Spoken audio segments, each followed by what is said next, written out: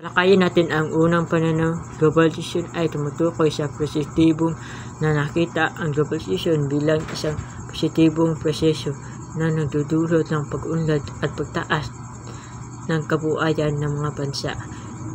Ngayon, dito naman tayo sa mga katangian. Libreng kalakalan. Ang mga globalization ay nagbubukas ng mga merkado at napapalakas ng mga kalakalan sa pagitan ng mga bansa.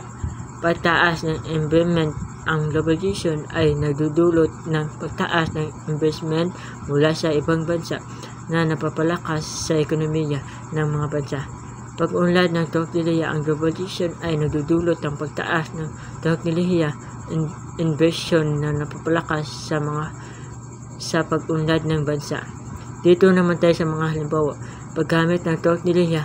Ang mga kumpanya tulad ng Google at Facebook ay nabibigay ng mga serbisyo sa buong mundo na napapalakas sa komunikasyon at pag-access sa impormasyon. Kalakalan sa magitan ng mga bansa. Ang mga bansa tulad ng Pilipinas ay nag-e-export ng mga produkto tulad ng elektronik at agrikultur sa ibang bansa, napapalakas sa ekonomiya at lumilika ng mga oportunidad sa trabaho.